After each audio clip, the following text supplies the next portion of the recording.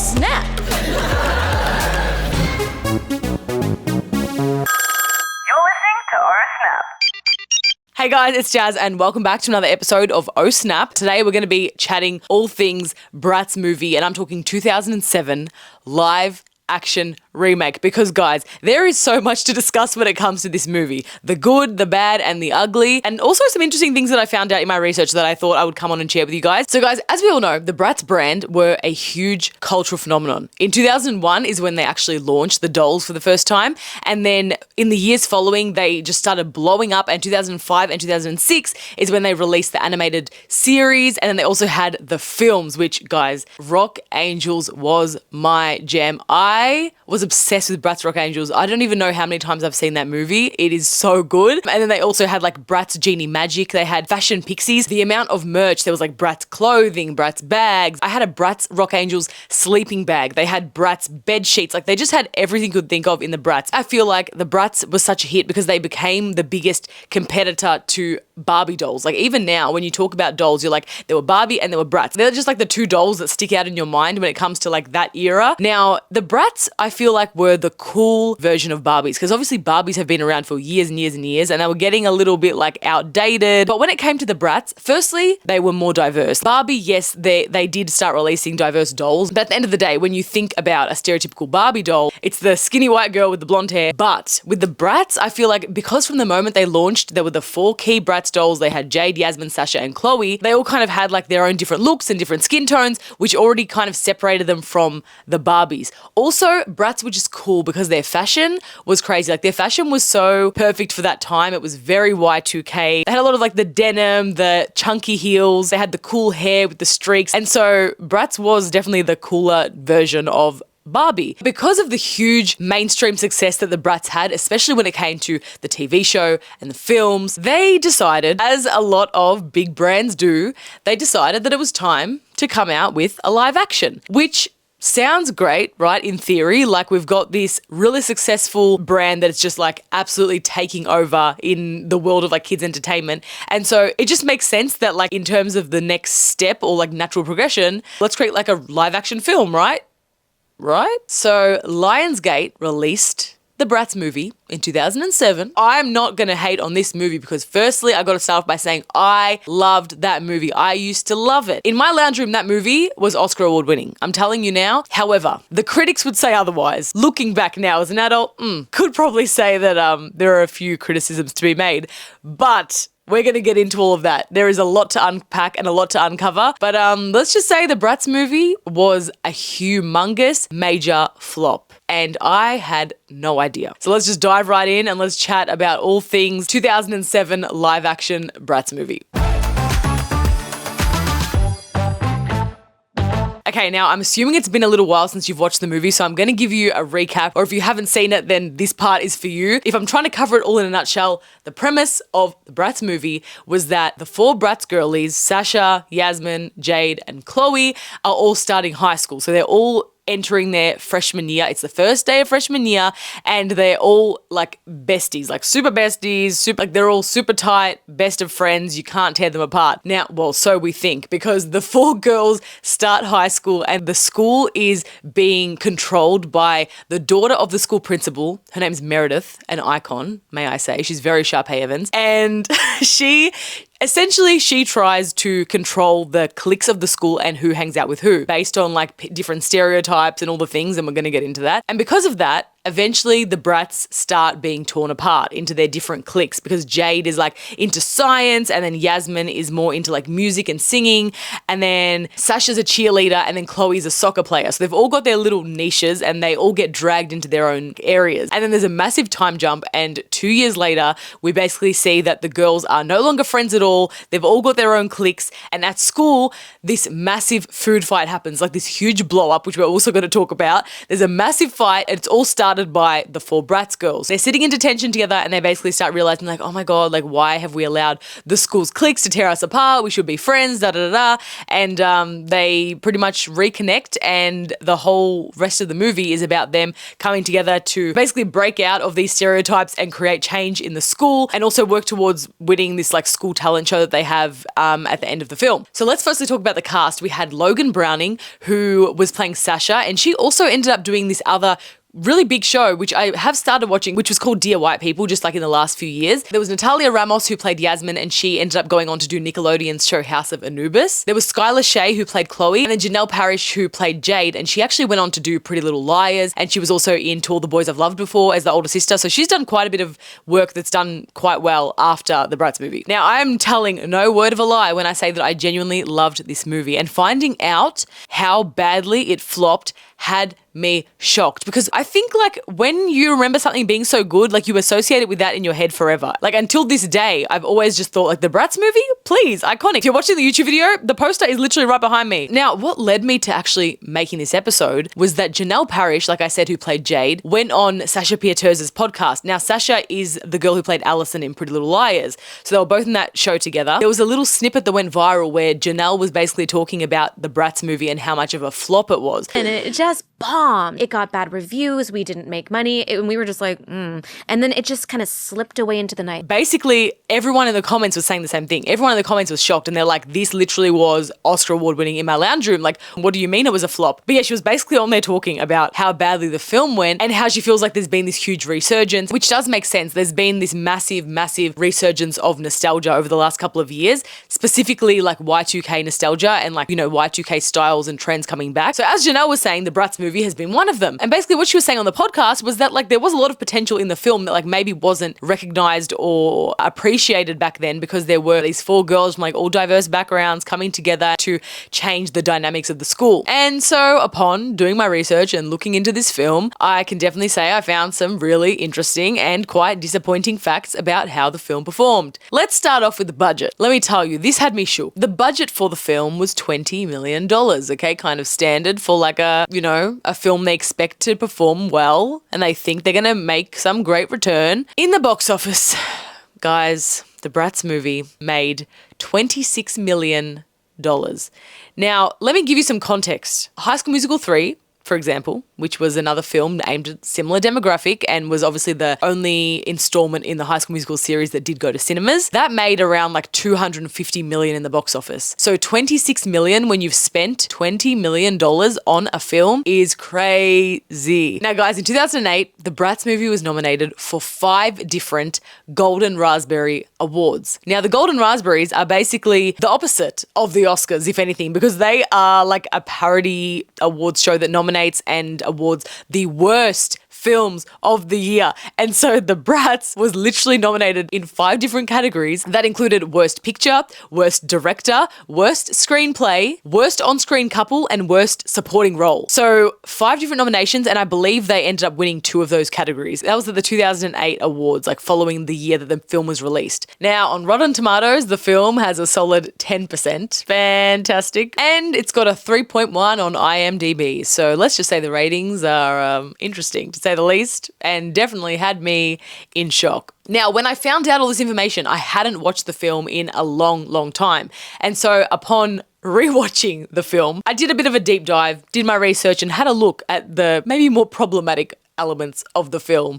I can say I found quite a few things that definitely would have made them eligible for the Golden Raspberries. At the end of the day, I still don't think it was the worst film. I'm still not going to say that I don't like the film. Personally, I feel like you can still enjoy a film at face value. You can like a film. It doesn't have to be a cinematic masterpiece. There are so many films that I absolutely love and adore, and it's the nostalgia element for most of them. Like, it's the nostalgia element, or it's the shock factor, or there's so many other things that come into it besides it being like literally a cinematic masterpiece. But with that being said, that does not mean that by any means the Bratz movie was a good film. I just personally would say I can enjoy it. I'm sure a lot of you feel the same, right? I found out that the director was Sean McNamara, who also did Raise Your Voice, which we all would remember that scene that's like memed now, and it's like la la la la la la la la la la la la la la la la. And this is so off topic, but speaking of the creators of the film, Paula Abdul was apparently supposed to be the executive producer on the film, and she was also meant to choreograph and design the clothing. But like on her reality show back in the day, there's a scene where she's like crying, like she's hysterically crying, and it's because she found out that she no longer had the role in the film. She was dropped from the Bratz movie. I don't know why, but I don't know, I just didn't expect that. I thought that was kind of funny. We're talking about the good parts of this film first, because there were multiple moments to be appreciated. First on the list of the things that I actually liked about this film was the fact that in a similar way to High School Musical, it was all that same kind of premise about breaking out of your stereotypes. And I think that was definitely something that as a kid you appreciate about films, because it's a time when you're like trying to explore who you are. And I feel like we all genuinely did feel a bit inspired by like the idea of being able to step out of like the group that you've been boxed into and to actually just express yourself and be who you are. So for me as a kid, that's a theme that I appreciated in a film. That aside, the fashion. Girl, the fashion. I loved the fashion of that film. The way when I think about the Bratz movie, all I can think about is the opening of the movie. It's the four of them being on that FaceTime call screen and then each of them going into their humongous wardrobe. And I'm talking huge. Like these people must have been mega rich, especially Jade. Listen, tell me how Jade not only had her wardrobe to start off with all of her things that her parents knew about, but she presses a secret button and that button opens up an entire new section of the wardrobe with all the rest of the clothes that her parents have no idea she has. Firstly, how rich are these people? And secondly, how do her parents in their own house not know about a secret compartment in their child's closet? I cannot. I wanted all their wardrobes so bad. Even through the film, there were just so many iconic moments. Like think about, again, in the start of the movie when Jade gets to school and then the girls all make a huddle around her, right? She pops out in slow motion in this like sleigh outfit. All of a sudden she's got like clip-in hair extensions in her hair. I cannot. It's crazy. I will say it once and I'll say it again. That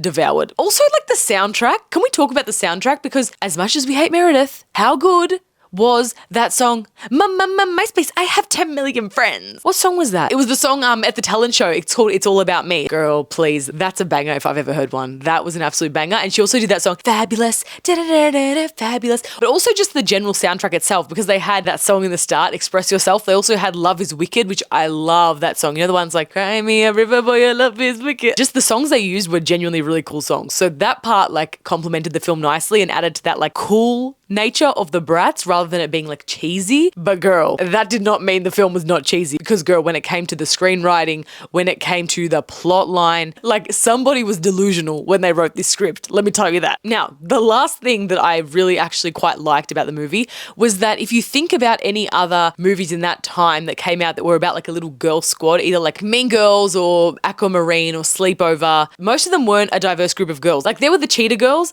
but besides that, there weren't many that they had. We definitely need to get more into that on the not so good side of things in this movie, because they definitely went wrong in some of those elements. And so with that being said, let's chat about all the things that went wrong, and I mean very wrong, with the Bratz movie.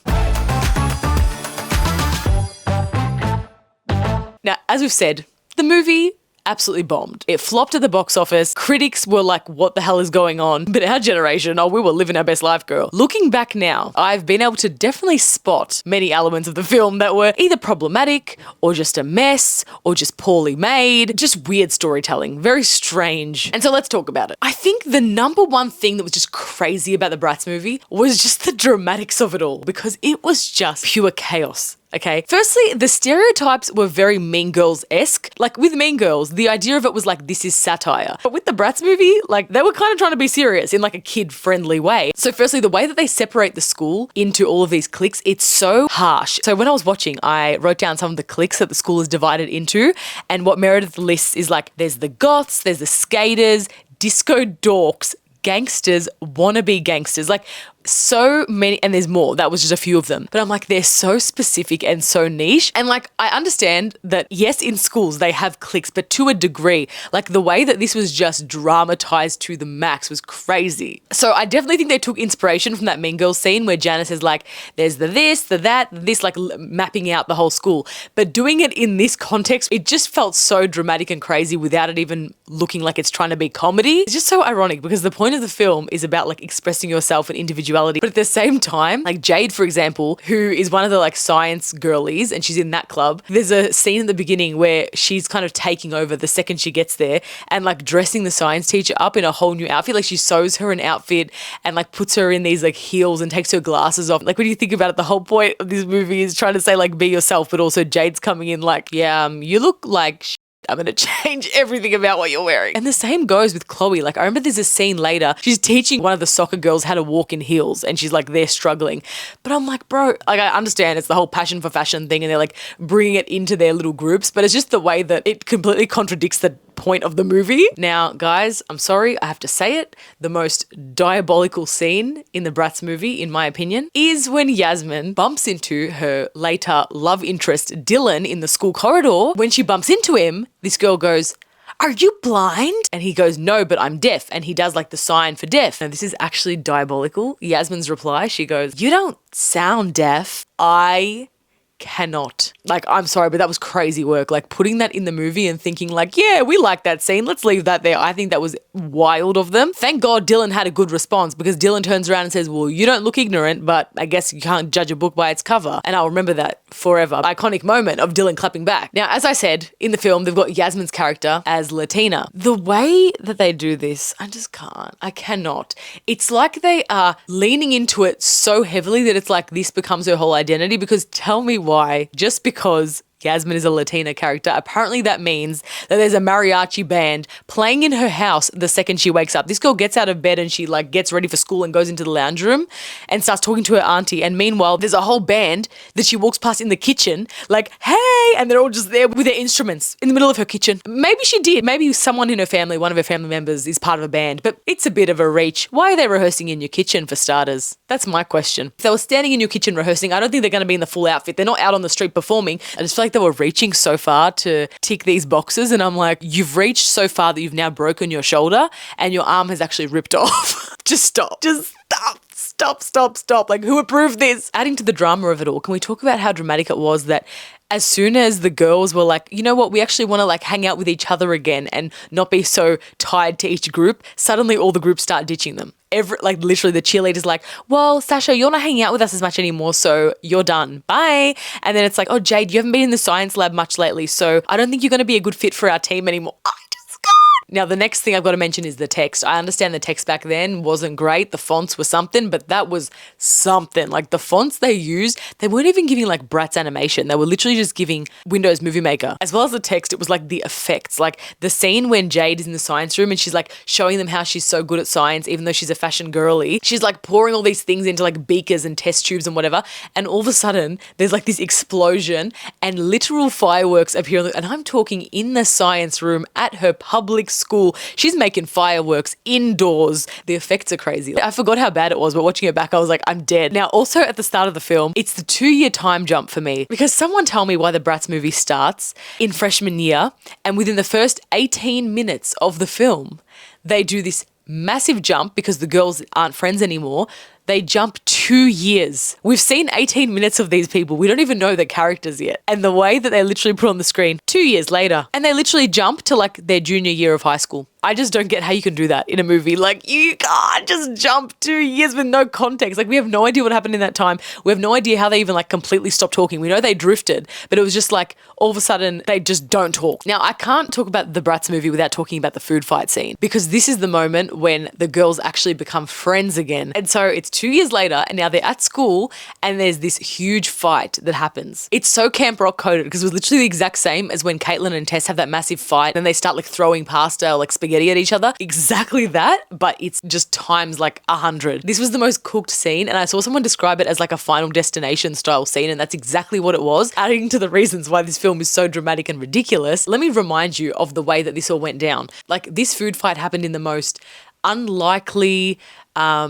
coincidental kind of way that anything could happen. Listen, Meredith sent her dog over to go and attack Chloe because Chloe was talking to Cameron, who's Meredith's crush. So she's like, go and attack Chloe. So she attacks Chloe. Chloe's standing there talking to Cameron with a tray of food at the top of this like balcony. As the dog bites her, she throws her whole tray of food over her head. Everything goes flying, and of course it's spaghetti on the tray, isn't it? The literal plate of spaghetti comes down onto Jade all over her head, and she's like, oh my God. The blood-curdling screams of that scene. So Jade, who's also holding her whole plate of food, falls into the cheerleaders' table, throws her tray back, and then her spaghetti or whatever food she had also goes flying, and that all lands on who? It lands on Sasha. Surprise, surprise. But now Sasha's pissed. Sasha is not having it. So she stands up. She's like, Jade, you blah, blah, blah. And so just as she's like screaming, she accidentally trips on this skateboard that happens to be next to her on the ground. This is actually ridiculous the more I think about it. The skateboard goes rolling straight into who? We don't even need to guess at this point, but it rolls directly into Yasmin. Surprise, surprise. And Yasmin ends up tripping on the skateboard and basically face planting into a table and then onto the floor with all of her food. So it is a mess. And now the girls start throwing food at each other, and then the whole school gets involved, and there's just food everywhere. It's like absolute chaos. It is mayhem. The chain of events is insane. And this was all basically because Meredith got her dog to bite Chloe to stop her from talking to Cameron. Adding on to the ridiculousness of all of this, the statue of the school principal, which is Meredith's dad, how corrupt, ends up like falling and smashing onto the ground. And so the principal comes out and he's pissed because he's like his statue of himself has now broken. He comes out and he like doesn't know what to say because he's a pushover, and like Meredith tells him what to do. And so Meredith tells her dad to get the vice principal to deal with it. And I'm losing it because I had no idea all this time that that guy in that scene is playing the vice principal. Tell me why this man literally looks like he's from the CIA. This man looks like he's a spy. Why does he have an earpiece? This man is the vice principal. I always watched the movie and thought that he was a security guard. What is this man doing being the vice principal? He looks like the Hulk. Vice principal where? I swear all my vice principals at school were like low-key elderly people. Like, tell me why this man looks like he used to be a pro wrestler. I just thought that was so funny. And so yeah, anyway, he sends them to detention, and that was when they all became friends again. What a chain of events. What chaos. This movie was just a whirlwind. Overall, I do feel like they tried to kind of replicate like the humor and the dramatic nature of an animated Bratz. Like, yes, the Rock Angels and all the Bratz animated films and the show were crazy. Like, they were insane, dramatic, hilarious. But I feel like you can get away with that when it's a cartoon because it's animated, and we know it's supposed to be dramatic because with animation you can portray things that would never happen in reality. But when you're trying to like replicate a high school scenario, I feel like they just took things a little far. As I said, it's still enjoyable, but I do feel like it's just a little crazy. I definitely understand why this movie was a flop. Now, taking it to the talent show at the very end of the film, it's kind of the same vibe as, you know that scene in Mean Girls when everyone starts confessing like how they were talking behind someone's back or how they weren't a good friend? This is very much giving that vibe because in the end of the talent show, everyone starts standing up and they're like making confessions about who they really are, like as if everyone's breaking out of their cliques. And it's like a jock stands up and says, I take ballet class. And then like Yasmin's auntie stands up and says like, I'm a chocoholic. It's just so weird. I don't know. At least the film ended on a high because at the end, Yasmin goes, Meredith, this one's for you. And they all get on the stage and they sing, we got that gratitude. So like, you know, kind of ended on a high. Overall, the Bratz movie was something else. The Bratz movie was craziness. It was chaos. It was drama. I still enjoy it and I would watch it again. Regardless of all the things I literally just said about this movie, I do think that it's entertaining. That's for sure. I feel like now watching it, it's kind of it's giving comedy. But anyway, guys, please let me know. I'd love to hear in the comments how you guys felt about the Bratz movie. If you remember it vividly, if you don't, have you seen it? Have you not? Do you think it's as ridiculous as I do? Because I think it's hilarious. Definitely keen to hear what you guys think. Also, if you don't already have me on socials, my Instagram and TikTok are JasmineTXO. Please do feel free to like comment or reach out in a DM and let me know what you guys want me to talk about in the next episode because I love hearing what you guys want to hear about. But that is all for today's episode. I hope you guys enjoyed my Bratz movie deep dive and I will see you guys in the next episode. Bye guys.